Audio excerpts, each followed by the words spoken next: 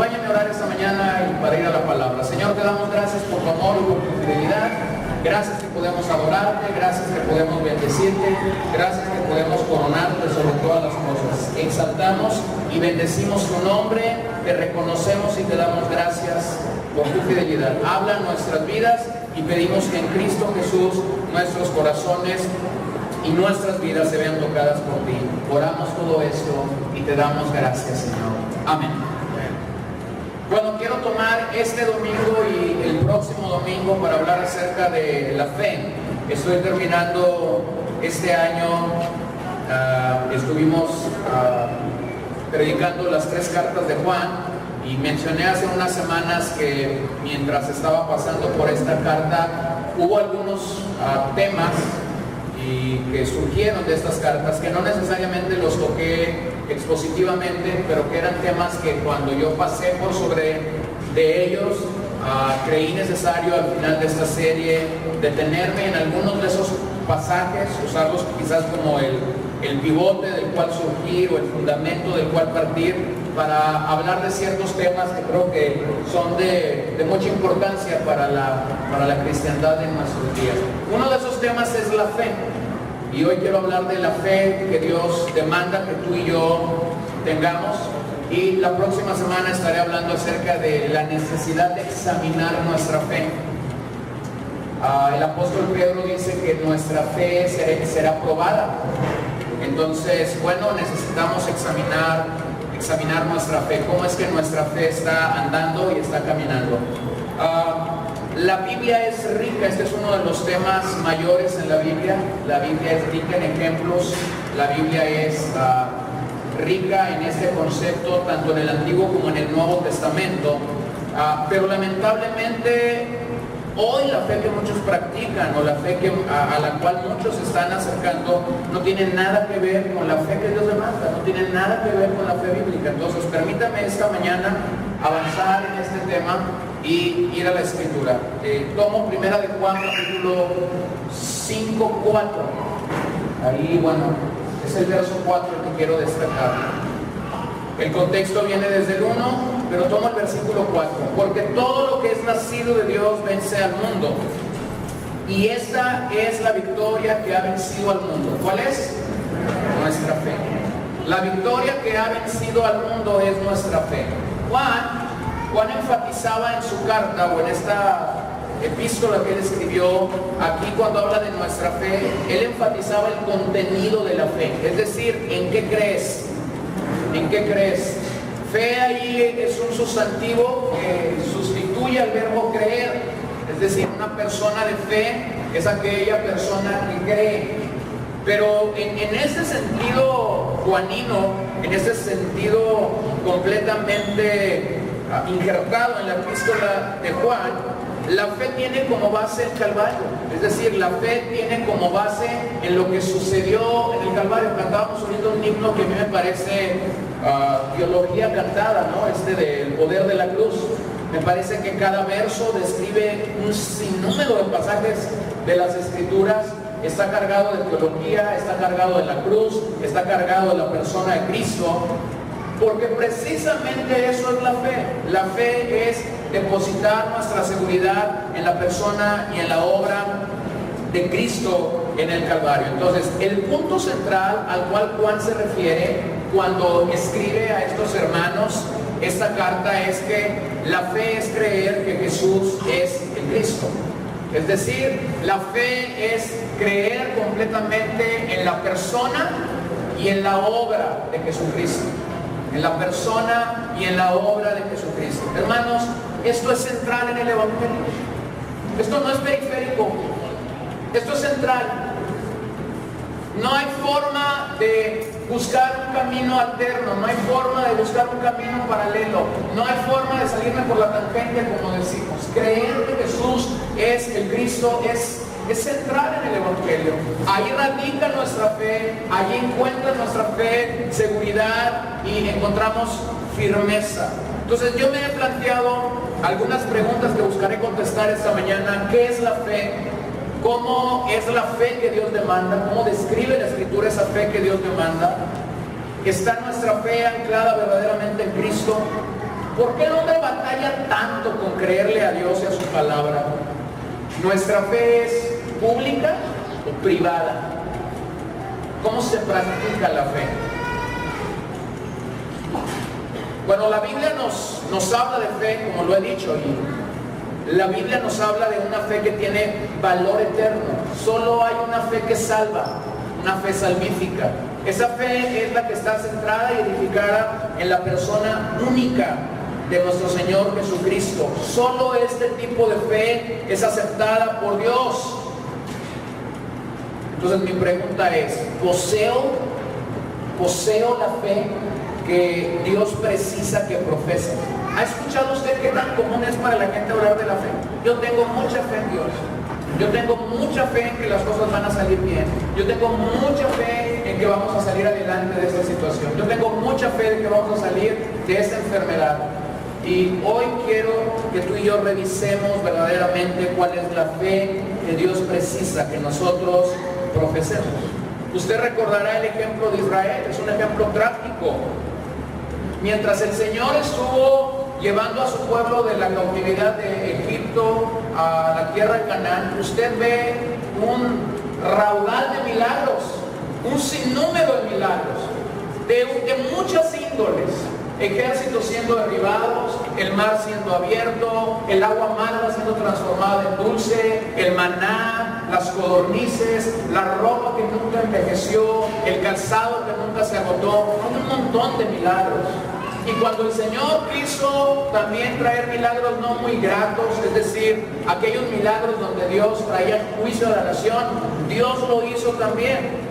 Sin embargo, Israel en el Antiguo Testamento, en la historia del Antiguo Testamento, nos manifiesta o es conocido por su incredulidad. Mire lo que dice Números 14, versículo 11. Y Jehová dijo a Moisés, ¿hasta cuándo me ha de irritar este pueblo?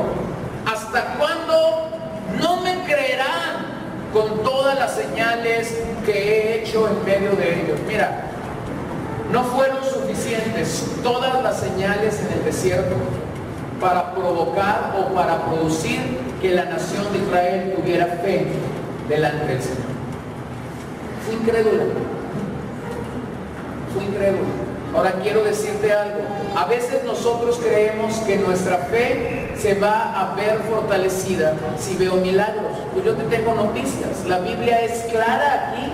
Los milagros no produjeron fe en la nación de Israel. Las señales maravillosas a las que ellos fueron expuestos no produjeron fe. Ellos fueron, ¿cómo? Incrédulos. Entonces a veces la gente dice, bueno, el día que yo vea a un ciego ver, el día que yo vea al mudo hablar, el día que yo vea que mi suegra, el día que yo vea que mi esposa cambia. No. Está bien, sigue orando por ese tipo de milagros. Pero no está ahí el hecho de que tu fe vaya a crecer. Aquí hay una nación expuesta a ver grandes milagros y prodigios de Dios. Sin embargo, ellos se mantuvieron en incredulidad. La palabra creerán en este pasaje es una palabra hebrea, man, que significa mantenerse, rendirse, estar firmes y fieles, permanecer en el Señor, estar quietos en lo que Dios ha dicho. Entonces lo que Dios está expresando en este pasaje es esto. ¿Hasta cuándo esta nación no se va a mantener fiel a mí? ¿Hasta cuándo esta nación no se va a rendir a mí completamente? ¿Hasta cuándo esta nación no va a comenzar a ser firme y fiel a mí? ¿Hasta cuándo esta nación no va a estar quieta en lo que yo he dicho? Hermanos, la incredulidad es un pecado que nos puede alcanzar y que puede lacerar nuestra vida y nuestra relación con Dios. Entonces, por favor, no creas que necesitas ver algo más de lo que ya has visto para que tu fe aumente. Ahora, ¿quieres ver milagros? ¿Quieres ver milagros? El milagro más grande que está delante de ti es la salvación de un pecador. No había nada ni nadie que te podía salvar y rescatar de tus pecados y de mis pecados. Este milagro debería ser solo y suficiente para mantenernos firmes y fieles a nuestro Señor Jesucristo, para mantenernos quietos y confiados en que lo que Dios ha dicho lo cumplirá, en que lo que Dios ha hablado para nuestras vidas lo manifestará. Entonces, la fe adecuada nos lleva a desarrollar actitudes de firmeza en los caminos del Señor. ¿Cuándo es que tú puedes decir de otra persona o de ti mismo, esta persona es un hombre o es una mujer de fe? ¿Cuándo podemos dar ese calificativo tan común que a veces tenemos? No, ay, que hermana fulana de tal es una mujer de mucha fe. ¿Cuándo? Cuando tus actitudes y cuando mis actitudes verdaderamente manifiestan firmeza. Firmeza. ¿Firmeza en quién? ¿En ti? No. Firmeza en Dios. Mira, estamos viviendo tiempos donde somos tan vulnerables, la gente es tan cambiante, la gente está en una búsqueda incesante de algo espiritual, pero la gente no quiere caminar firmemente en Dios. La gente no quiere amar al Señor y simple y llanamente mantenerse amando al Señor con todo su corazón. Este pasaje nos lleva a entender que el anhelo de Dios es afirmar nuestras vidas y que nuestras vidas vayan en un aumento, en un crecimiento progresivo de su obra en nosotros. Y eso no tiene que ver con ruido, no tiene que ver con un éxtasis en nuestras vidas, tiene que ver con actitudes de firmeza delante del Señor. Ahora, hay por lo menos en el Antiguo Testamento 75 ocasiones que la palabra fe aparece, a veces aparece como fe, a veces aparece como creer y a veces aparece como fidelidad. A veces esa expresión fidelidad habla de la fidelidad del hombre hacia Dios. A veces esa palabra fidelidad aparece como la fidelidad de Dios sobre la nación de Israel.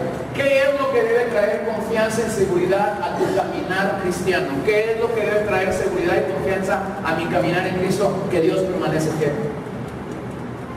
Esa sola seguridad, saber que Dios permanece fiel, nos debe de mantener confiados y seguros. Y a pesar de nuestra infidelidad, como dice la Escritura, Él permanece fiel. Pero el Nuevo Testamento es riquísimo en la palabra fe, apareciendo más de 600 ocasiones o usándose más de 600 veces en el Nuevo Testamento. La palabra que más veces se repite cuando el Nuevo Testamento habla de fe es la palabra pistis. La palabra pistis en griego, que ya he definido en otras ocasiones, pero vuelvo a enriquecer su concepto de fe esta mañana. La palabra pistis puede significar en algunas ocasiones credibilidad, convicción a una verdad, especialmente confianza en Cristo para la salvación, la fidelidad al Evangelio mismo. En algunas otras ocasiones la palabra fe, como pistis, puede significar el resumen de lo que es el Evangelio, es decir, en qué creemos.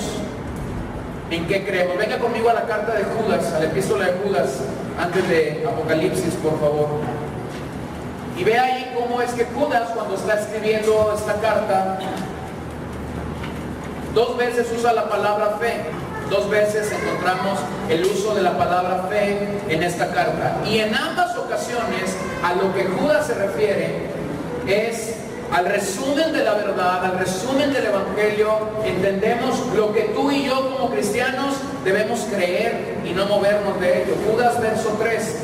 Amados, por la gran solicitud que tenía de escribiros acerca de nuestra común salvación, me ha sido necesario escribiros, exhortándoos que contendáis ardientemente. ¿Por qué?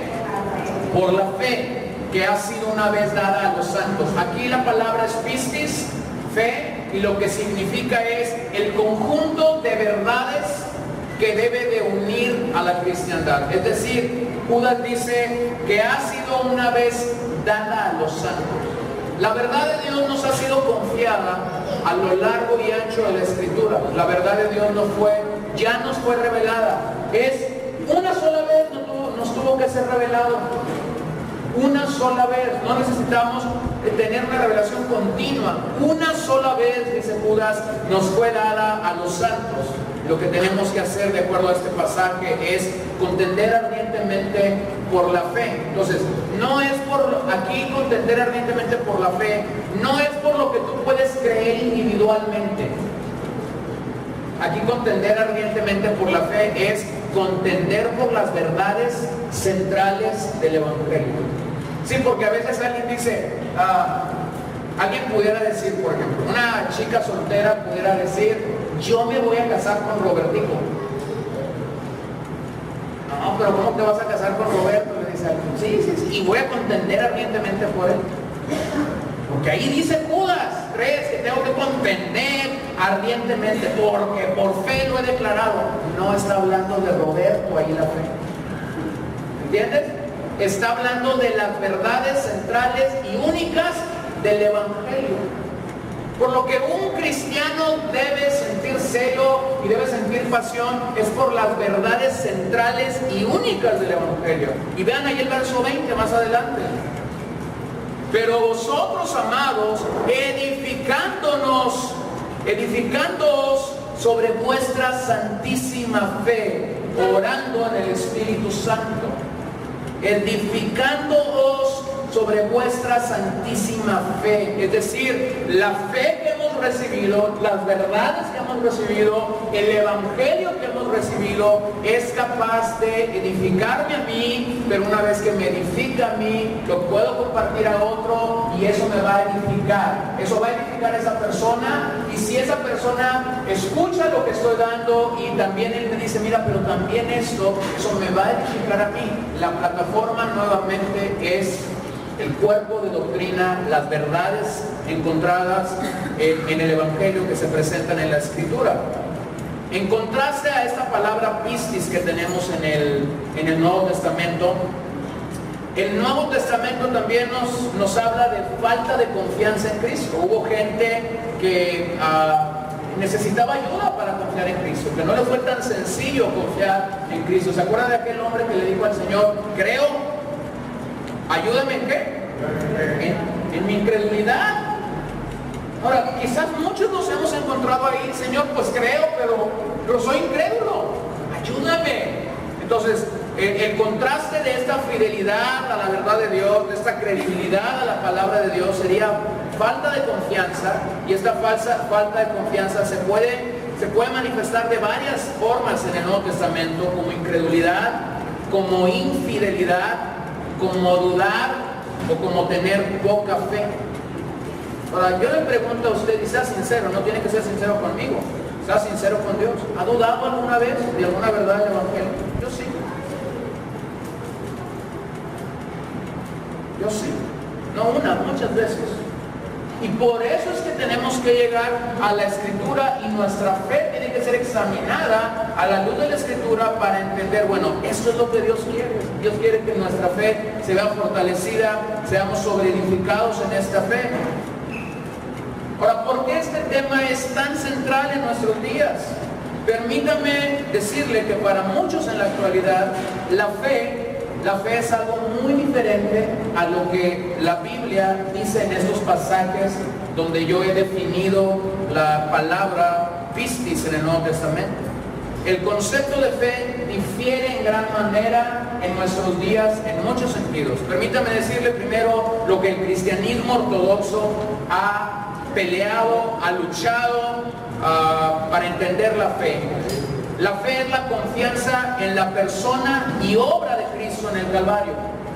Esto ha sido algo que el cristianismo ha defendido en cada época, en cada tiempo, en cada momento de la historia de la iglesia. El cristianismo ha defendido que la fe es una confianza plena en la persona y en la obra de Cristo, pero también el cristianismo ha defendido que la fe es confianza plena en su verdad revelada en la Escritura, en su verdad revelada en la Escritura, en la palabra de Dios. Por eso es que reconocemos que la palabra de Dios es infalible, es decir, sin error, es inerrante, es perfecta.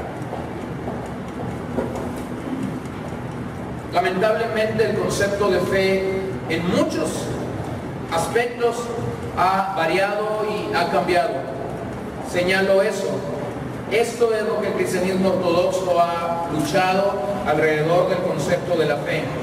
Para el movimiento de fe y prosperidad, que mayormente cuando inicia fue un movimiento que se conoció como la teología de fe, como la superfe, como un movimiento donde la fe estaba resurgiendo de una manera poderosa, decían ellos. Permítame decirle cómo es que ellos definen la fe.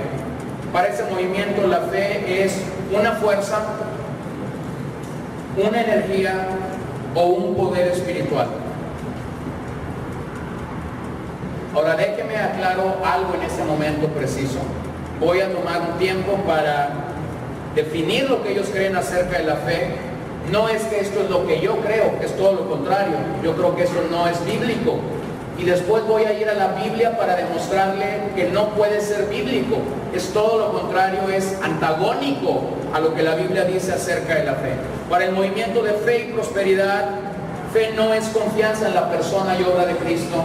Fe no es confianza en la plena verdad revelada en la Escritura. Para ellos la fe es una fuerza, es una energía y es un poder espiritual.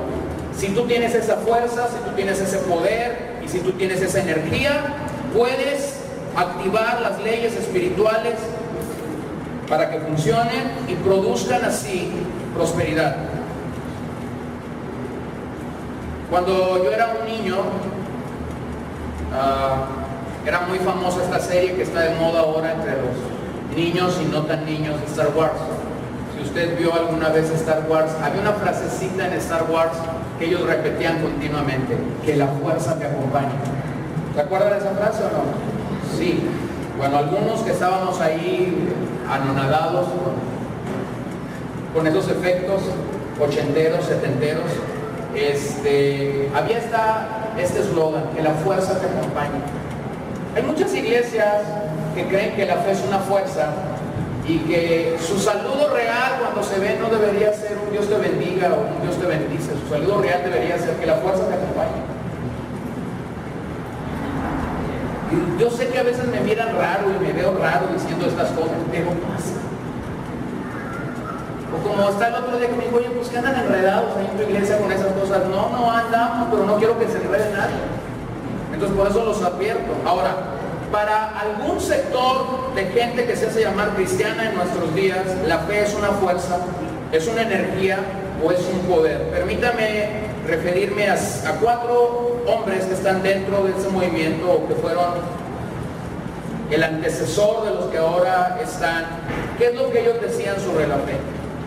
E.W. Kenyon, que se considera el padre del movimiento de fe, muere a principios de 1900 y algo. Este hombre dijo lo siguiente: palabras llenas de fe palabras llenas de fe dieron ser al universo, y palabras llenas de fe están gobernando al universo en la actualidad. Lo cito de nuevo: palabras llenas de fe dieron ser al universo. Eso es cierto, porque la Biblia nos dice que Dios creó al universo. ¿Por qué? Por su palabra. Pero escuchen lo que él dice después: y palabras llenas de fe están gobernando al universo en la actualidad. Eso es falso. Ahora, siempre la herejía se presenta con medias verdades. O sea, ya Dios creó el universo y la Biblia dice Él lo sustenta. Él dice cuándo sale el sol, Él dice cuándo se oculta, Él dice cuándo llueve, Él dice, ¿entiende eso? Por más que yo diga, yo no voy a lograr nada. ¿Se acuerdan? Yo les platiqué, hace unos meses fui a Coahuila a casar a Samuel. Cuando yo llego allá al lugar donde lo casé, estaba cayendo una lluvia increíble, y la boda era en 24 horas y era al aire libre. Y básicamente yo llegué a esta reunión para decir hola y subir al púlpito a predicar. Y cuando comienza la reunión, llega un momento, y yo desconocía la historia, llega un momento en que estaban pidiendo oraciones, peticiones de oración, y el anciano que estaba dirigiendo el servicio, su nombre Jesús, a los 90 años. Y Samuel así como que levantó la mano con cierto temor, como no me mires. podríamos orar, dice, para que no llueva mañana. Y este ancianito de 94 años que estaba detrás del púlpito, así es lo que está pasando aquí. Yo no sabía la historia. Total que hubo otras necesidades de oración y el anciano oró por todos, por el perro, por el gato, por el perico, pero nunca oró para que al día siguiente no lloviera. Por eso no voy a orar. Bueno, dije yo, pues ¿qué está pasando aquí? Y al final entendí la historia. Esta era una zona del país donde no llovía. Y cuando el papá de Samuel llegó a esta zona del país y dijo el evangelio es real, entonces los agricultores de manzana dijeron, bueno, hay una manera de demostrar si el evangelio es real. Vamos orando para que... Y comenzó a llover en esta zona. Y había estado lloviendo por 40 y tantos días antes de que yo llegara, todas las tardes. Por eso es que él no quiso orar, porque habían orado años para que lloviera. Y Samuel, en la buena intención de un novato que se va a casar, está diciendo que no llueve. ¿Sí? Bueno, arrancó el día y salió el sol. Y estaba el sol presente todo el día. Y todos nos veíamos ahí. No va a llover. La boda empezaba a las 4. A las 3:35 una gran nube nos envolvió. Y a los pocos minutos entró su papá y dijo, vámonos, vamos a empezar más temprano. Y yo entendí que sí iba a llover. Y cuando el cortejo estaba listo para entrar, era como si Dios dijera, yo soy Dios. Y se vino la lluvia. Yo era la segunda persona que hablaba y el que iba a dirigir la boda estaba ahí. Yo le dije, oye, ¿hay plan B? Y él me dijo, sí hay plan B, gracias a Dios. Ah, qué bueno, le digo. ¿Cuál es? Que haya boda. Con lluvia o sin lluvia, el show tiene que continuar. Así que usted ya sabe la otra parte del escenario. Nos llovió toda la boda, entró el cortejo lloviendo, los casamos con lluvia, dijimos amén. Y el Señor dijo, ahora deja de llover.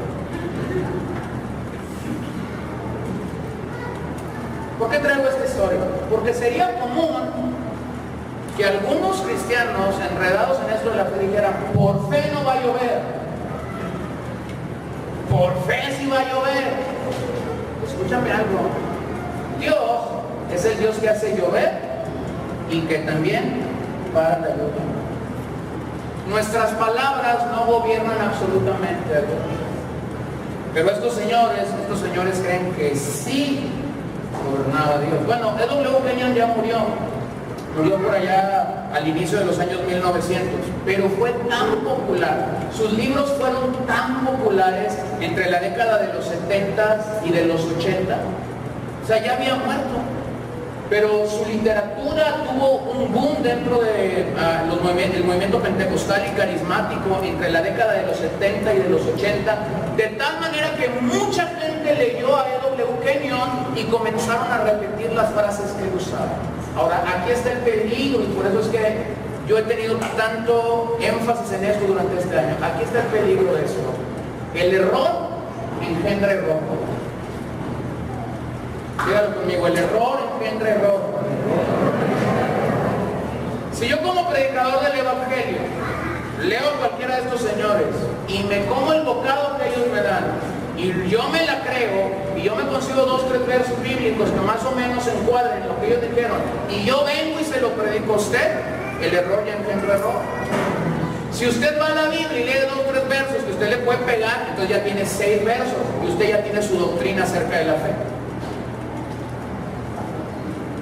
Y si usted se lo comparte a otra persona, el error va a seguir engendrando error. Pero la verdad de Dios, gracias a Él, la verdad nos liberta. Conoceréis la verdad y la verdad os hará libre. Bueno, cito a Kenneth Copeland, que vive todavía. Él dice lo siguiente: la fe activa a Dios y el temor a Satanás. La fe activa a Dios. Pero resulta que la Biblia me dice que cuando no había quien activar a Dios, Dios dijo, sea la luz. ¿Quién lo activó? Nadie. La fe no activa a Dios. La fe no activa a Dios por una razón, porque no es energía, porque no es un poder y porque no es una fuerza. Entonces lo que él dice es interesante, ¿no? La fe activa a Dios y el temor a Satanás. Por eso es que dentro de este movimiento te diga, no llames a las cosas, no digas que estás enfermo porque te vas a enfermar, no digas que se te va a ponchar el carro porque se te va a ponchar. Para este hombre, la fe es una fuerza, una energía y un poder espiritual. Cito a Creflo Dollar, otro predicador de nuestros días. Dios usó la sustancia de fe para crear todo lo que Él creó. Quita esa sustancia y no tienes nada. Falso, mentira. Dios no necesitó nada para crear de cero. El poder creativo de Dios al decir sea hecha la luz, Él empezó de la nada. Para que alguien en nuestros días crea algo, necesita partir de algo. Nadie de los que estamos aquí, ningún inventor en la historia del universo, nadie que ha realizado una cosa ha empezado de cero. Ha partido del trabajo de otro para llegar a tener un nuevo invento. El hombre no tiene poder creativo en su boca. No tenemos poder creativo en nuestra boca. El único que crea de la nada algo, de acuerdo al testimonio bíblico, es Dios. Es Dios. ¿Sí? Entonces este hombre dice, quita esa sustancia y no tienes nada. Y último, cito a Frederick Price. Dios tiene que recibir, escuche, Dios tiene que recibir permiso para trabajar en este dominio terrenal a favor del hombre. Sí, dice él, usted es quien tiene el control. Permítame decirle algo, esto no es evangelio. Esto tiene un nombre, se llama metafísica.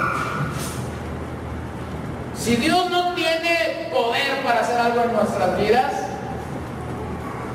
entonces usted es Dios, yo soy Dios. Y eso es una falsedad completamente cuando vas y lees la Biblia. No solo le podríamos llamar metafísica, es completamente antibíblico. Miren lo que Pablo le dijo a los corintios, ahí en 1 Corintios 3:11. Porque nadie puede poner otro fundamento que el que está puesto, el cual es Jesucristo. No hay otro fundamento. Por eso es que nuestra fe, nuestra confianza está arraigada no en mis palabras, no en lo que yo creo, no en lo que yo me tomé, o no en lo que estos maestros del movimiento de fe y prosperidad enseñaron. Mi confianza está anclada en la persona y en la obra de Jesucristo. Entonces, según la enseñanza de fe y prosperidad, la fe no sería un acto teocéntrico de la voluntad de Dios. Es decir, la fe no estaría anclada en Dios como el centro. Si la fe es una fuerza, si la fe es un poder, si la fe es una energía, entonces la fe es una fuerza espiritual antropocéntrica, es decir, que tiene al hombre como centro dirigida hacia Dios. ¿Qué quiero decir con esto? Bueno, a lo mejor la palabra teocéntrica y antropocéntrica nos choca un poquito. No es otra cosa más que o que Dios sea el centro o que el hombre sea el centro. Si la fe es una fuerza, si la fe es una energía, si la fe es un poder, entonces el centro no es Dios. Porque para que esa fuerza se active yo tengo que declarar algo. Pero eso no es bíblico.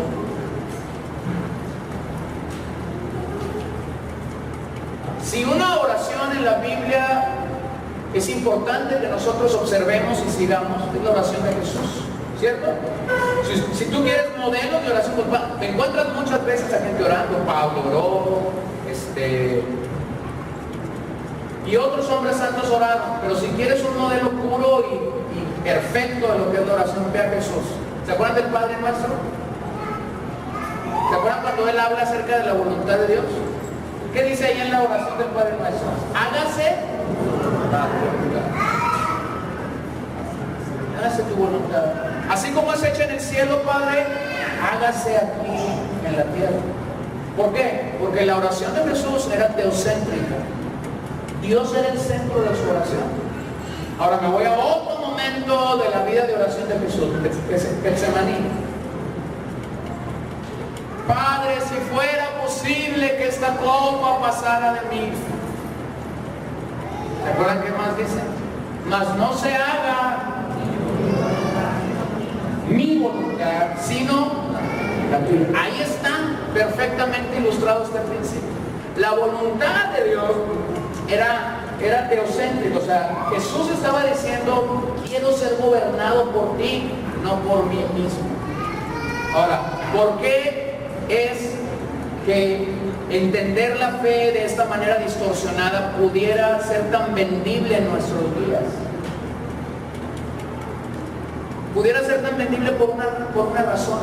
Si yo puedo activar la fe, si la fe es una energía, si la fe es un poder, entonces a la par yo estaría violando un principio del Evangelio tan claro cuando Jesús predicó: si alguno quiere ser mi discípulo, ¿qué dice? Niéguese a sí mismo. Tome su cruz cada día, sígame. Entonces, niéguese a sí mismo. Es decir, deje de gobernar su vida de una manera en la que usted como humano sea el centro, para que Dios comience a ser el centro de su vida. Entonces, la fe bíblica no es antropocéntrica. La fe bíblica es teocéntrica. Es descansar completamente mi voluntad delante de Dios, descansar completamente mi mente delante de Dios. Todo lo que yo soy, todo lo que yo creo está rendido, está postrado y está humillado delante de la persona única y poderosa de Dios. No tiene que ver conmigo, tiene que ver con Dios. Por eso es que es tan frecuente que usted escuche que alguien dice, me enfermé, y la gente te dice, ¿y lo creíste? ¿Cómo que lo creíste? Es que no me ves enfermo. ¿Y a poco lo creíste? Pues el doctor me dijo que si no tomo medicamento me voy a morir. Es que eres de poca fe. Oye, pero no estás entendiendo que el doctor me dijo que me voy a morir. Lo único que yo te puedo decir y hablar es acerca de tu incredulidad. Y tienes dos extremos aquí. El que vea la fe desde un punto de vista eminentemente bíblico para decir, Dios es el único que controla el día en el que uno nace y el día en el que uno muere, y tienes al que ve la fe como una fuerza a la que hay que activar. ¿Lo creíste? ¿No lo creíste? ¿Lo declaraste? ¿No lo declaraste? Mire, cuando yo hace 6 años me diagnosticaron diabetes, para los que no saben, me diagnosticaron con diabetes. Uno de los primeros pastores que oró por mí, como a los 6-7 días que me habían diagnosticado diabetes, me puso la mano. Yo no le dije que orara, yo lo iba a saludar nomás, y me puso la mano. Señor, yo reprendo a la diabetes y digo que todo lo que tienes está para atrás, se va. En el próximo estudio tú vas a salir en los niveles óptimos. Mi chancla, 180. Yo dije, ¿cuáles óptimos? Ahora, quiero que me entienda, porque si yo voy con el pastor y le llevo el estudio, yo sé lo que me va a decir. Me va a decir, te faltó fe. Pero si yo voy con mi Biblia en mano, le voy a decir, al que le faltó fe fue a ti. Y aquí está el problema, que aún dentro del Evangelio no hemos entendido que la fe no está puesta en el que ora por mí. La fe no está en el don. La fe no está en la palabra que te declara. La fe bíblica es una fe centrada en Dios. En Dios. En Dios. No en la gente. No en la gente. Ahora, permítame decirle que si la fe fuera una fuerza, Dios no tendría poder absoluto sobre nosotros. Concluyo, ya para dejar de hablar de esta gente. El Dios de sus maestros de fe y prosperidad no es un Dios absoluto. sino uno al que hay que permitirle que haga sus planes y activarlo por medio de la fe. El Dios de esos maestros no es un Dios bíblico, porque si hay que activarlo por la fe y hay que permitirle que lleve a cabo sus planes, entonces es un Dios impotente, al que hay que darle permiso de que haga las cosas, permiso de que sane, permiso de que libere, permiso de que salve. Pero cuando yo leo la Biblia, resulta que encuentro que el Dios de la Biblia es omnipotente, jamás impotente.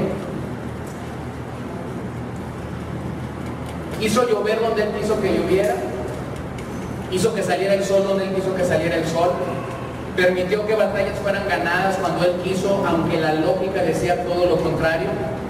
Abrió el mar cuando la lógica decía todo lo contrario. Echó a la mar los carros de Faraón. O sea, el Dios al que tú sigues es omnipotente, jamás impotente. ¿No te parece maravilloso que cuando vamos y oramos delante de Él podemos entrar en esa confianza, ¿no? A veces la gente dice, ¿y por qué? ¿Por qué tienes tanta paz? Porque mira, al final Dios va a hacer las cosas como Él las quiere hacer. Él es todopoderoso para obrar y hacer como Él quiere hacer. A veces la respuesta de Dios no siempre será como tú y yo la estamos esperando. Pero aun cuando la respuesta no sea lo que tú y yo estamos esperando, sabemos, eres todopoderoso, eres omnipotente. Un hombre que ha peleado y defendido la verdad del Evangelio en las últimas 3 décadas en los Estados Unidos. Es un hombre que se llama Hank Hanegraaff, y él ha escrito un par de libros en contra del movimiento de fe y prosperidad. Recientemente terminé de leer su última obra, que se llama Cristianismo en Crisis para el siglo XXI. Y él dice ahí algo que me encantó: el movimiento de fe y prosperidad. En el movimiento de fe y prosperidad, Dios es un títere gobernado por la fuerza impersonal de la fe. Así es como muchos pasaron de la fila del cristianismo hacia las filas del ocultismo. Esto es real, pero ahora quiero que vayamos y veamos la verdad central de lo que la Biblia nos dice. Pase conmigo a la carta, al epístola a los Hebreos, capítulo 11, versículo 1 al 3. Voy a considerar esos 3 versos. Hebreos 11, del 1 al 3. Pasaje conocidísimo para nosotros. Si su Biblia está subtitulada, puede decir cosas semejantes: la fe y sus héroes. Algunos llaman a este capítulo la galería de los hombres de fe, el museo de los hombres de fe. No sé, los subtítulos no es inspiración divina.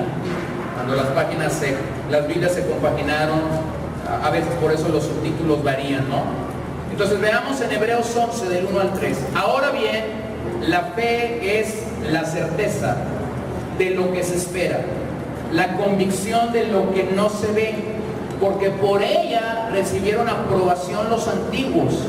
Por la fe entendemos que el universo fue preparado por la palabra de Dios, de modo que lo que se ve no fue hecho de cosas visibles. Lo leí en la versión de las Américas, ahora déjenme lo leo en la 60. Es pues la fe, la certeza de lo que se espera, la convicción de lo que no se ve, porque por ella alcanzaron buen testimonio los antiguos. Por la fe entendemos haber sido constituido el universo por la palabra de Dios, de modo que lo que se ve fue hecho por lo que no se veía. De manera muy sencilla, exhibida por la fe de los hombres, que aquí Hebreos nos menciona, el común denominador de cada hombre citado en este capítulo es que le creyeron a Dios. Abraham le creyó a Dios, Moisés le creyó a Dios, David le creyó a Dios, y todo la colección de héroes que hay en este pasaje le creyeron a Dios. Por eso es que la historia de cada uno de ellos en este capítulo comienza diciendo: por la fe. Por la fe Abraham, por la fe a Noé, por la fe y sigue la vida de cada uno de ellos. El autor de esta carta demuestra que para acercarnos a Dios debemos tener solo esta fe, pistis, creer en las verdades de Dios, mantenerte fiel a esas verdades, pase lo que pase y venga lo que venga. Esa es la clase de fe que Dios nos demanda, esta es la fe que honra a Dios, y no hay nada que pueda sustituir a esa fe en nuestras vidas. No hay nada absolutamente que pueda sustituirlo. Esa es la clase de fe que es igual en medio de todos los tiempos y circunstancias de la vida. Es la clase de fe que produce el Espíritu Santo en nuestras vidas continuamente y que viene como resultado de ir a la palabra, de acuerdo a lo que Romanos 10:17 nos dice, ¿se acuerdan? La fe viene por el oír, y el continuo oír, ¿de qué? De la palabra de Dios, de la palabra de Cristo. Ahora dice, bueno, dicen algunos, pues yo nada más voy y escucho la palabra los domingos. Ahora te doy un consejo. Si ahí Romanos 10:17 dice que hay que escuchar la palabra, entonces lee la palabra en voz audible. Si es por el oír y no nada más por el leer, entonces oíla, léela audiblemente. Yo me doy cuenta de este fenómeno, suelo leer la Biblia personalmente, y solemos tener un devocional en casa todos los días, o tratamos de tenerlo todos los días. Y a veces hay detalles de los que yo no me doy cuenta en mi lectura personal mientras estoy yendo línea sobre línea estudiando un pasaje de las Escrituras. Pero cuando Paola está leyendo un pasaje, cuando Fernanda está leyendo un pasaje y yo estoy leyendo y a la vez estoy escuchando, yo digo, ¿por qué no me había dado cuenta de eso? Estás escuchándolo. Entonces ahí Romanos 10:17 dice que la fe viene por el oír y por el continuo oír, no por un oír esporádico. ¿Se da cuenta? Por eso, mira, pasa un fenómeno, a veces la gente dice, estoy yendo a la iglesia, ¿y cuántas veces vas? Pues voy un domingo sí y 3 no.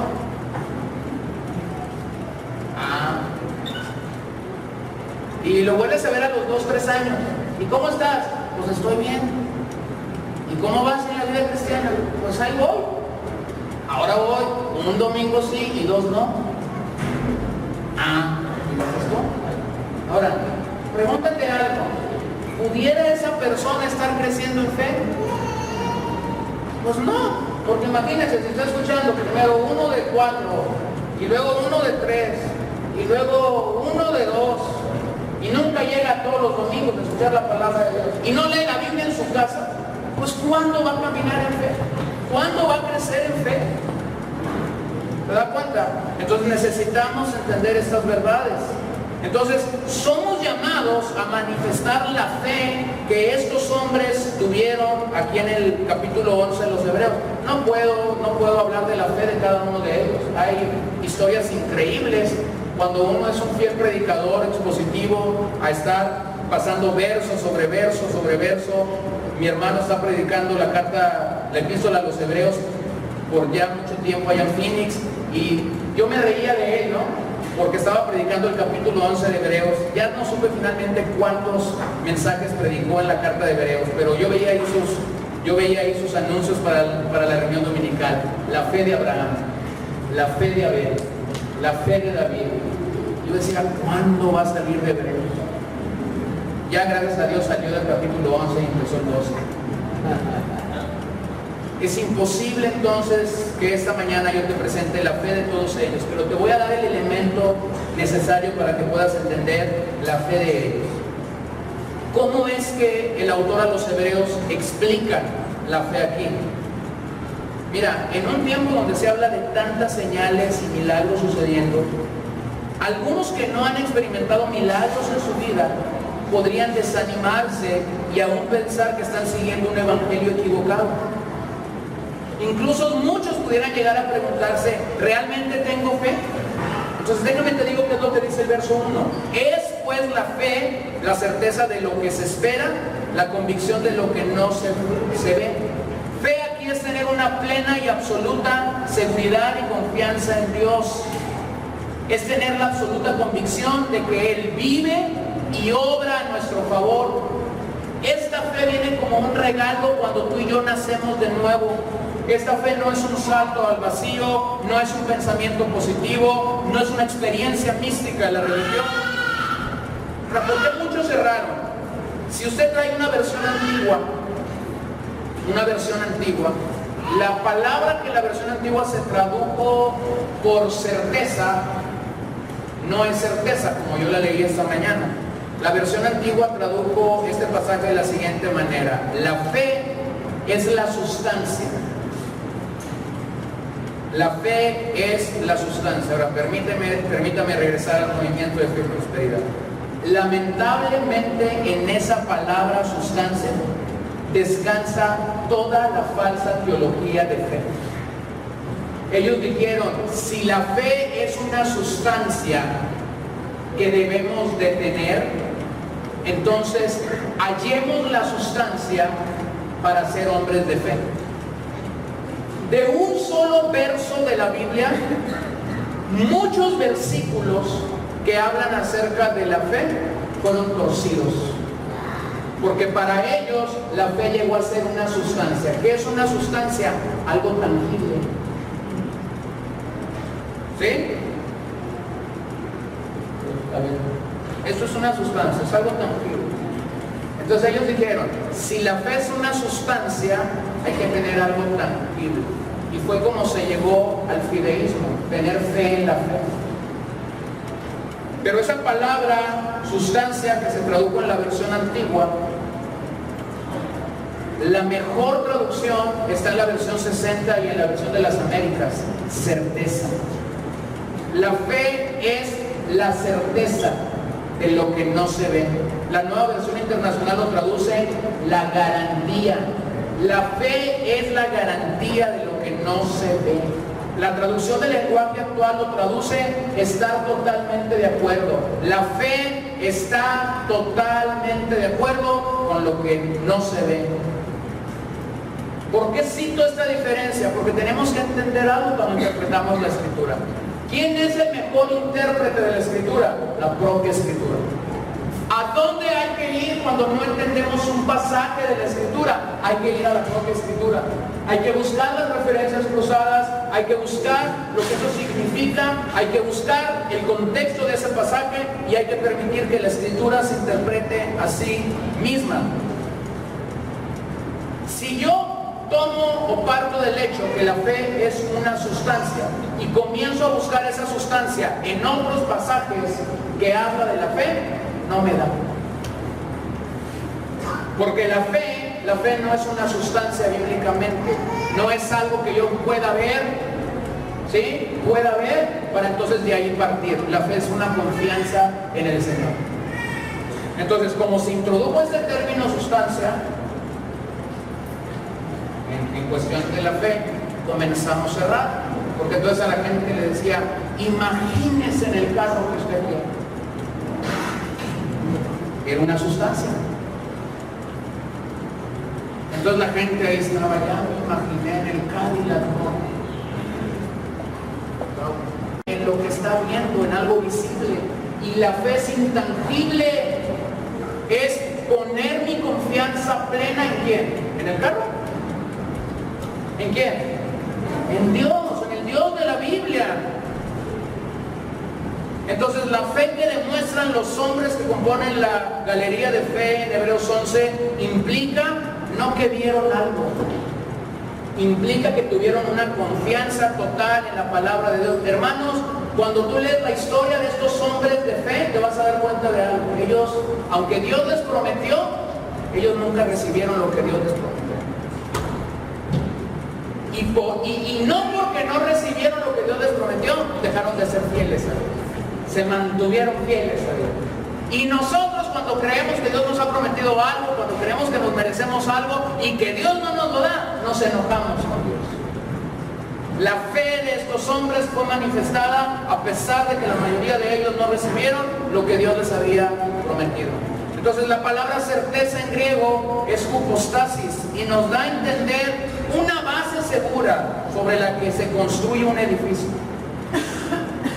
La palabra certeza, seguridad. La fe es una certeza, la fe es una seguridad.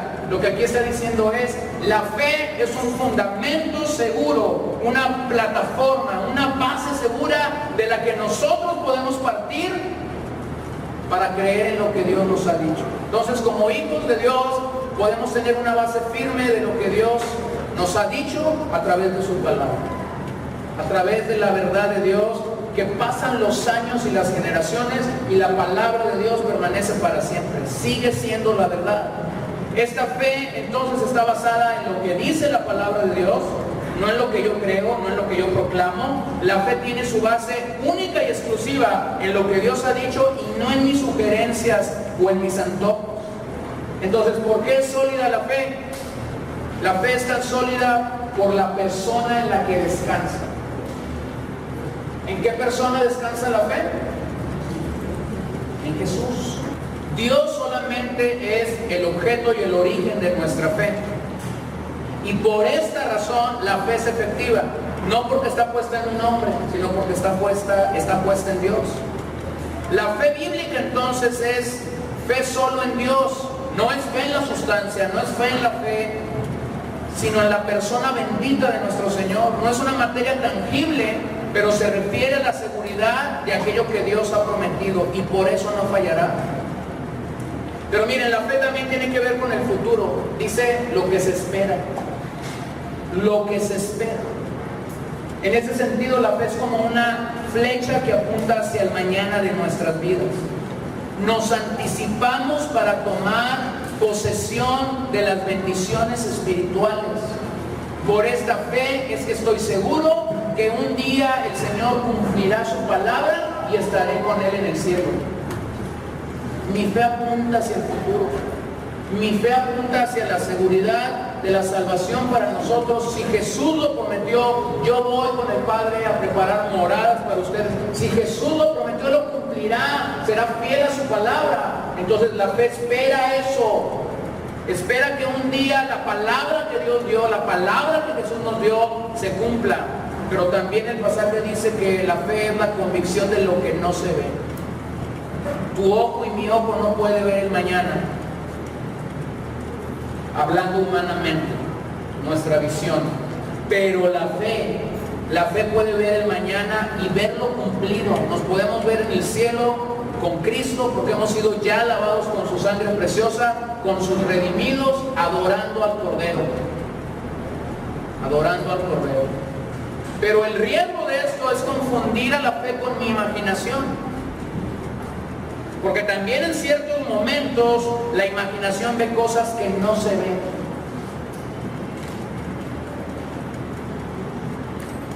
Es muy distante de la fe, porque ella ve a través de lo que Dios nos ha prometido en su palabra.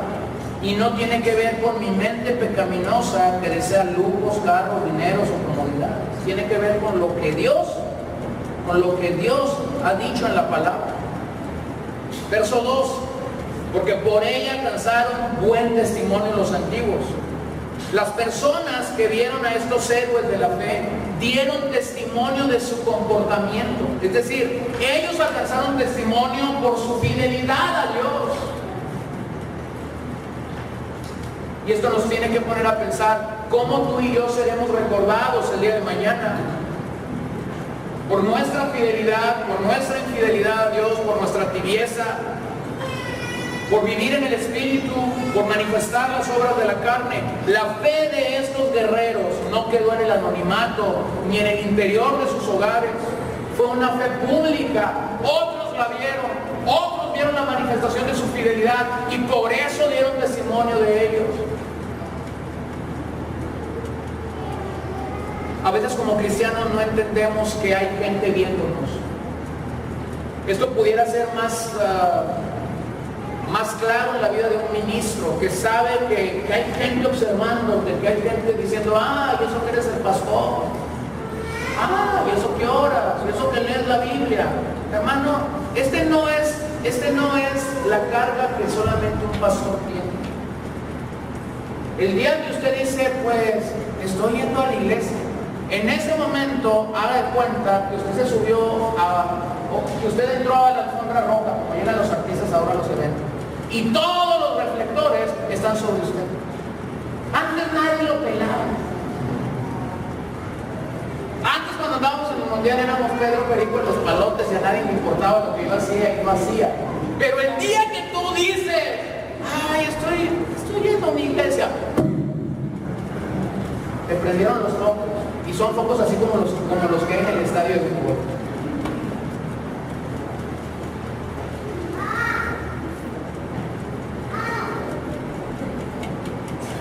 La fe de estos hombres fue vista y dieron testimonio de ella, propios y extraños. Y es que la fe en el Señor Jesucristo tiene una connotación muy interesante. No puede quedarse en el anonimato.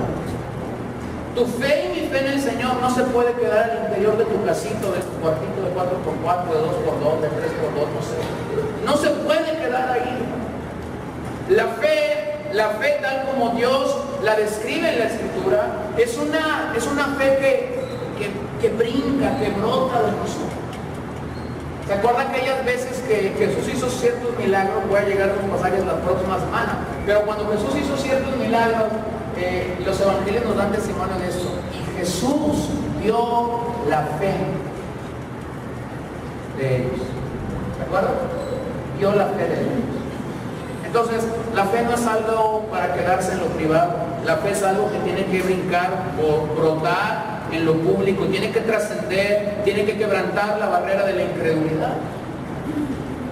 El problema con eso es que la iglesia del siglo XXI ha sido afectada por el secularismo. Y el secularismo no es otra cosa sino esto. Para el movimiento secular, la religión no ha desaparecido de la sociedad, pero a la par no tiene impacto en ella.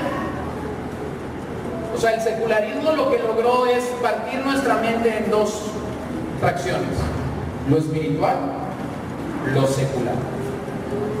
Por eso es que a algunos los domingos les entra el cambio espiritual y agarran la Biblia y dice es el día espiritual.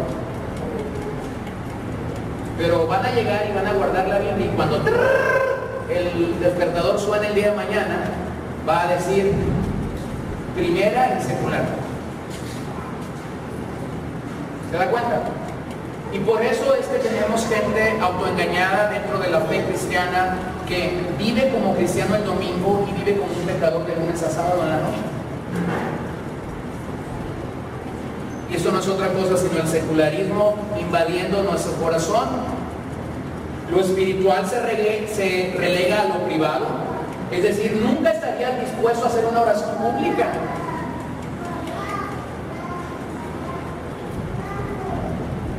Mira, estamos tan afectados, velo así.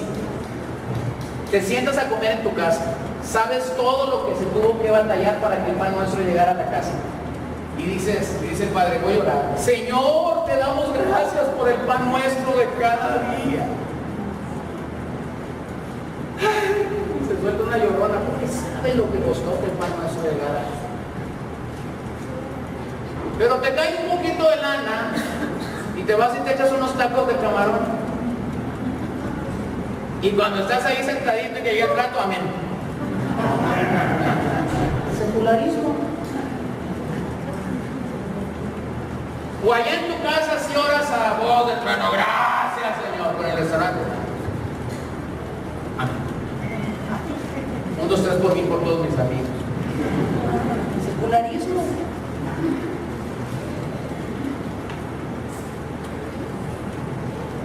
Hay gente viéndose. El otro día estábamos en un restaurante comiendo, oramos para llegar los alimentos. Despuésito Paola se paró y fue al baño, y detrás de ella fue una hermanita de cierto sector de la religión, y le exhortó, le dijo, hermana, cuando ore póngase bendito. O sea, hay gente viéndote. Un día estaba en un restaurante y oré para los alimentos, y después fui a lavarme las manos y me dice alguien, usted es pastor, ¿verdad? Yo volteo y lo veo y digo, sí. ¿Por qué? Es que oró ahorita que estaban los alimentos. Y luego yo me hago la pregunta, ¿qué tenía que ser pastor para orar? La gente entiende estas situaciones. Entonces el secularismo nos ha golpeado increíblemente. El cristianismo, hermanos, debe afectar cada esfera de nuestras vidas: tu familia, el trabajo, las relaciones, tu economía, el matrimonio, la crianza de tus hijos, todo. Pero cuando el secularismo nos invade, decimos: aquí sí le doy chance al Señor de que obre en mi vida, aquí no. La iglesia secularizada tiene un deseo ardiente por lo sobrenatural. Por ello prenden y cautivan a muchas personas que están en la búsqueda de lo místico y emocional del Evangelio. Por eso hoy no se sabe si el Evangelio es Evangelio por sí solo o si es una mezcla de yoga, nueva era, masonería y ritos satánicos. Un cóctel híbrido del Evangelio. Entonces, promover nuestra emoción de nada nos sirve si yo no puedo manifestar una fe en el Dios de la Biblia.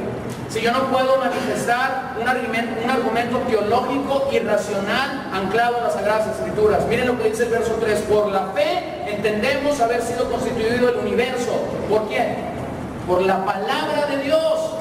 De modo que lo que se ve fue hecho de lo que no se veía. Quienes depositan su fe en el Señor, ya sea en el pasado o en el presente, entendemos que fue Dios con su poder creativo quien constituyó o equipó al universo para dar cumplimiento a su propósito. Dios únicamente, hermanos, tiene poder creativo. Dios. Nuestras palabras no crean nada. Dios es quien tiene poder creativo. Es decir, Él parte de algo que no era visible en este pasaje para formar el universo, refiriéndose aquí al universo de espacio y de tiempo. La palabra de Dios aquí, lo que dice que por la palabra de Dios, la expresión palabra allí no es logos, es rema. Es decir, Dios mismo la declaró. Dios mismo dijo: sea la luz. Dios mismo lo dijo. Miren lo que dice el salmista en el capítulo 33, verso 6. Por la palabra de Jehová fueron hechos los cielos, y todo el ejército de ellos por el aliento de su boca. Esa era la voz de Dios. Ese era el rema de Dios. Y Dios tenía poder creativo para hacerlo, pero nosotros no tenemos ese poder. Nosotros oramos delante de Dios y decimos: sea hecha tu voluntad. Nosotros oramos cuando... Mira, es como cuando oras por un enfermo. Pues lógicamente quisieras que el enfermo sanara, ¿sí o no? Pero no le vas a poder agarrar la manita al Señor y torcerse y decir: lo sanas porque lo sanas. No, porque yo no tengo poder creativo. No hay poder en mi boca para hacer eso.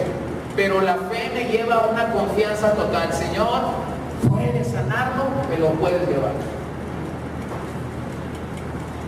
Verso 9 en ese mismo salmo. Porque Él dijo y fue hecho. Él mandó y existió. Entonces mira, ¿a dónde te haces? Cuando Él dice, cuando Él manda que una persona viva, así los diagnósticos sean completamente contrarios, ¿qué va a pasar? Va a vivir. Y cuando Él dice hasta aquí, es hasta ahí. No hay más. No hay más. Entonces, la fe aquí es fe en la revelación divina. Fe en la revelación divina. Es creer completamente lo que Génesis capítulo 1 nos dice acerca de cómo Dios formó el universo. Y ahí en Hebreos 11:6 veamos lo que dice. Pero sin fe es imposible agradar a Dios, porque es necesario que el que se acerca a Dios crea que le hay y que es galardonador de lo que le buscan. Fe aquí no es sustancia. Fe aquí no es fe en la fe. Fe aquí no es energía. Fe aquí no es poder. Fe aquí no es fuerza. Fe aquí es fidelidad a Dios. Confianza absoluta y completa en lo que Dios nos ha prometido. Y aquí se nos asegura: un día Dios mismo nos recompensará a todos aquellos que pusimos nuestra fe en Él. Entonces, a la luz de este pasaje, debemos tener un claro entendimiento de quién es Dios y lo que su palabra dice acerca de Él. Tenemos que creer que Él existe, que Él es real. Y debemos acercarnos sabiendo que Él no miente. Él cumple todo lo que ha prometido en la Escritura. La fe no está puesta sobre mi habilidad. La fe no está puesta sobre tu opinión. La fe no está puesta sobre lo que yo declaro.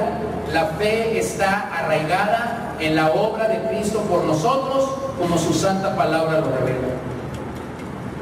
Luis Berkhoff dice acerca de este pasaje de Hebreos 11: el escritor de Hebreos exhorta a los lectores a una actitud de fe, la cual los capacita para elevarse desde lo visible hasta lo invisible, desde lo presente hasta lo futuro, desde lo temporal hasta lo eterno, y esto es lo que nos capacitará para ser pacientes en medio del sufrimiento.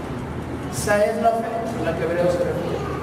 Esa es la fe a la que brinda como fundamento, la que tiene como fundamento estos hombres. Entonces, ¿cómo es practicada la fe? Pues no somos movidos por situaciones, sino que un hombre de fe, una mujer de fe, sabe que Dios tiene el control de todo. En medio de la adversidad que ahorita tú estés enfrentando, Dios no ha perdido el control. Dios tiene el control. Entonces, fe es esta confianza, esta fidelidad a Dios de saber, pase lo que pase, venga lo que venga, Dios no ha perdido el control. Miren lo que dice Hebreos 11:27. Quédese conmigo en Hebreos 11, en Hebreos capítulo 11, y busque el verso 27. Vamos a tomar algunas citas solamente más. Por la fe dejó Egipto, no temiendo la ira del rey, porque se sostuvo como viendo ¿a quién? Al invisible, que no lo podía ver. Moisés no podía ver a Dios. Y aún que no lo podía ver, se mantuvo como viendo al invisible. Entonces la fe aquí no es una sustancia, porque si la fe fuera una sustancia la tengo que ver, o peor tantito, como dicen algunos, me lo tengo que imaginar.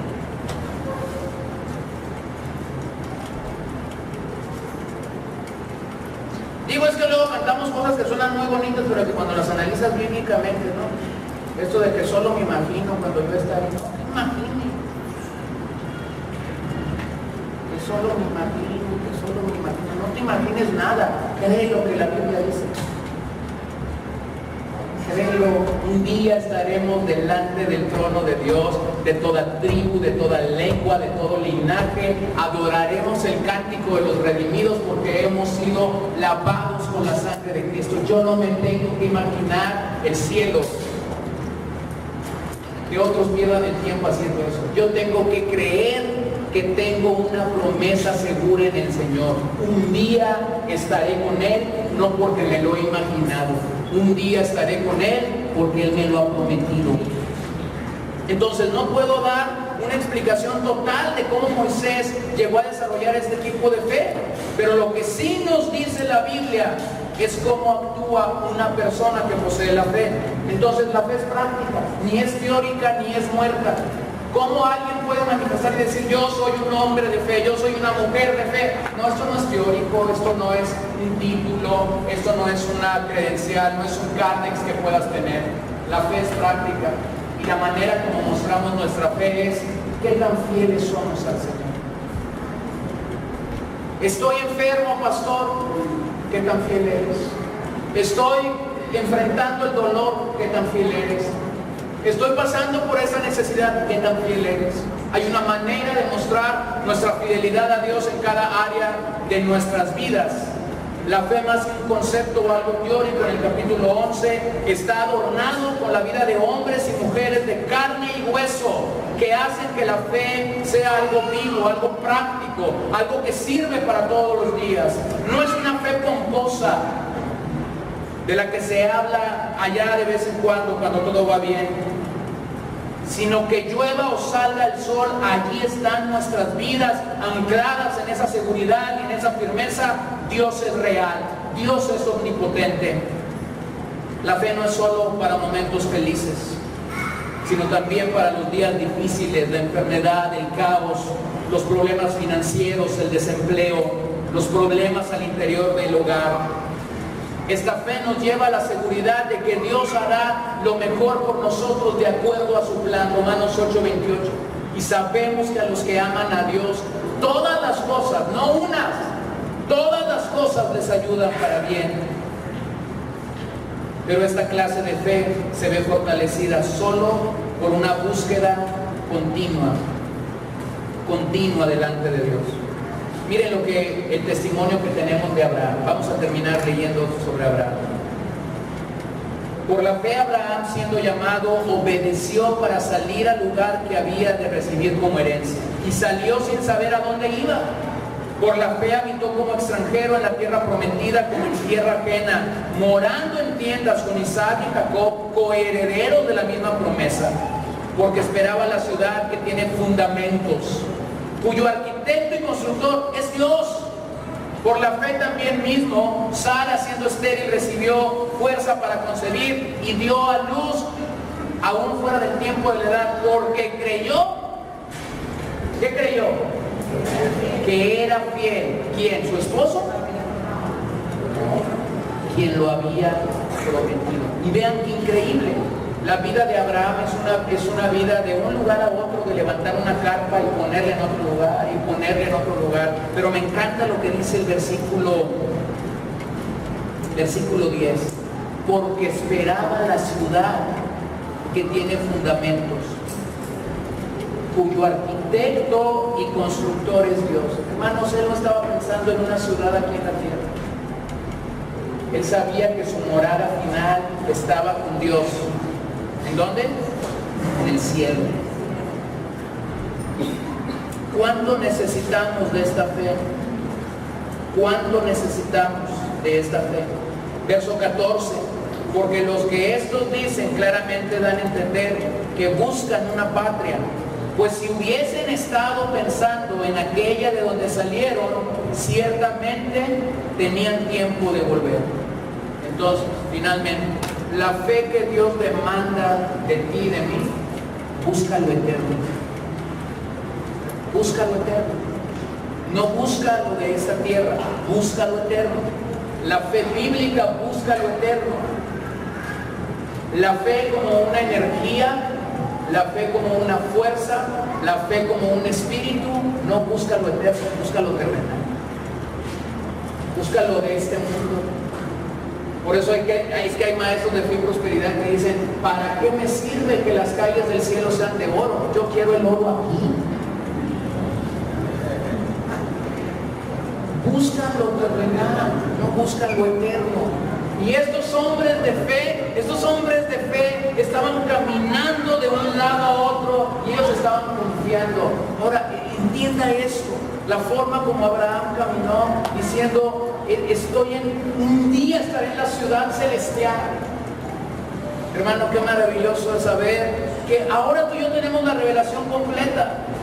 Vean el verso 16, pero anhelaban una mejor, esto es celestial, por lo cual Dios no se avergüenza de llamarse Dios de ellos, porque les ha preparado una ciudad. La fe a la cual tú y yo somos llamados es una fe que tiene su mirada final en el cielo, no aquí en la tierra. Su mirada final está en el cielo. Quizás esta mañana tú puedes decir como el hombre, creo Señor, pero ayuda a mi incredulidad. Algunos aquí pudiéramos identificarnos que nuestras prioridades no han sido las correctas y por ende nuestra fe no se encuentra en el lugar adecuado. Quizás esta mañana tú no has confiado totalmente en la palabra de Dios y en el Evangelio. Y esta es una nueva oportunidad para que puedas venir a los pies de la palabra de Dios y confiar plenamente en ella. A veces Dios tiene que hacer lo que hizo con el profeta Isaías en el capítulo 6. Cuando él dice, en el año que murió el rey Usías, vi yo al Señor sentado en su trono. ¿Sabes que el camino de la fe y el llamado de Dios para andar en la fe pudiera identificarte rápidamente a ti y a mí con que hemos puesto nuestra fe en otra cosa que no sea Dios? Entonces, si tu fe el día de hoy ha estado colocada en el lugar inadecuado, Dios te está dando la oportunidad de que regreses al lugar donde la fe tiene que estar. La fe bíblica es una confianza y seguridad en que Dios hará las mejores cosas para ti. Deja de buscar las mejores cosas para ti. Nuestra mejor vida no está aquí. Nuestra mejor vida está aquí. Deja de buscar las mejores cosas aquí, porque te tengo noticias. El día que Dios diga tu vida terminó, nada te va a caber en el cajón. Te vas a ir sin nada. Me voy a ir sin nada. Y qué mayor gozo voy a tener de poder llegar sin nada delante del Señor, pero poder decir: Señor, Jesús, a pesar de la enfermedad, a pesar de las discusiones, a pesar de la adversidad, Señor, te voy a hacer fiel. ¿Va a haber dolor? Sí va a haber dolor. ¿Va a haber sufrimiento? Sí va a haber sufrimiento. ¿Va a haber quebrantamiento? Sí lo va a haber, porque todo esto es necesario para que mi fe sea perfeccionada en aquel que dijo ser el autor y consumador de la fe. Puestos de pie. Termino con las palabras que el escritor a los Hebreos usara al terminar el capítulo 11. Por tanto, nosotros también, teniendo alrededor de nosotros esta gran nube de testigos. ¿A quién se refiere? A la galería de los hombres de fe, a Abraham, a todos ellos. Teniendo alrededor de nosotros, despojémonos de todo peso y del pecado que nos asedia, y corramos con paciencia la carrera que tenemos por delante, puestos los ojos en Jesús, el autor y consumador de la fe, el cual por el gozo puesto delante de él, véanlo, sufrió la cruz, menospreciando el oprobio, y se sentó a la diestra del trono de Dios. Jesús es el autor y es el consumador de la fe. Nos invita en este pasaje a poner nuestros ojos en Él, no desviarnos de Él. Pero me parece maravilloso como el autor termina el verso 2. Se sentó a la diestra del trono de Dios. Y alguien dirá: ¿y qué está haciendo allí sentado? ¿Que no está viendo todos los problemas que tengo? Déjame te digo qué está haciendo. Está sentado a la diestra de Dios Padre, intercediendo por nosotros perpetuamente y gobernando soberanamente sobre toda su creación para cumplir sus propósitos en tu vida y en la mía. A veces nos va a doler, sí, pero te tengo noticias. No hay un solo día en el que Él ha perdido el control de tu vida. En esos días oscuros y graves en los que tú has creído: Señor, ¿qué está pasando? En esos días el Señor ha tenido control total de tu vida y ha querido obrar como ha obrado en su sola y poderosa voluntad para tu bien y mi vida, aunque aún no le entiendo. Señor, te adoramos esta tarde. Pido que una fuerte convicción venga a nuestras vidas. Una fuerte convicción venga a nuestras vidas de la fe que hasta el día de hoy yo he tenido. Pido que tu Espíritu Santo pudiese llamarnos a tener una fidelidad a ti como nunca la hemos tenido. Pudiera identificarme con ese pasaje que nos dice, Señor, que a pesar de nuestra infidelidad tú has sido fiel. Sí, Señor.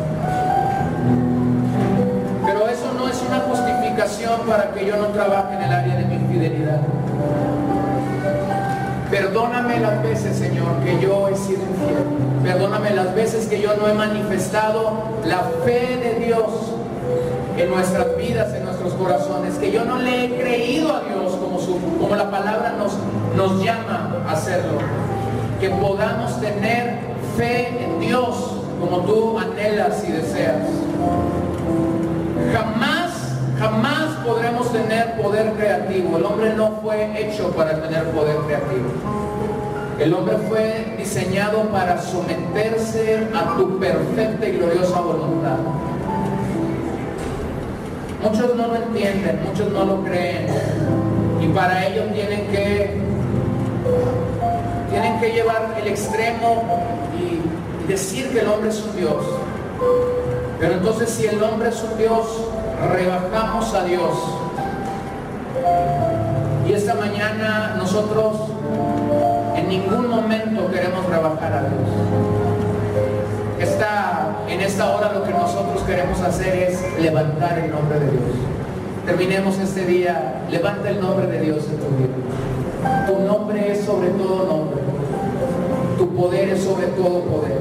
Es más grande que mi enfermedad, es más grande que mi necesidad económica, es más grande que los problemas en el hogar, es más grande que las luchas que tengo en el trabajo. Tu nombre está por sobre todo nombre, tu gloria está por sobre todo problema, y tú eres bueno, Señor. Tú eres bueno.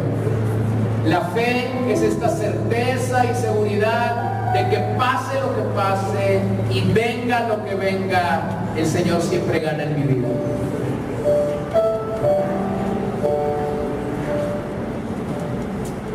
Tú siempre ganas, Señor.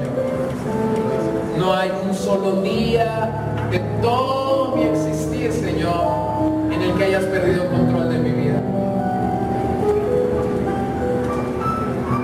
Creaste el universo con tu palabra y lo sustentas. No necesitas la ayuda de nadie, porque tu belleza y tu poder es inquebrantable. Que al salir de este lugar podamos ser maravillados de tu obra en nuestras vidas, salir maravillados de ti, confiando en tu poder y en tu gracia para nuestras vidas.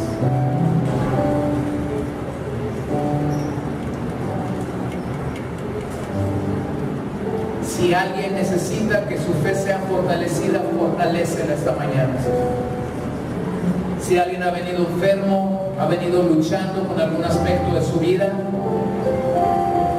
yo pido fortalécele, Señor. Sé propicio a nosotros, oh Dios, sé propicio a nosotros. Ayúdanos. Ayuda nuestra incredulidad. Creo, pero ayuda mi incredulidad.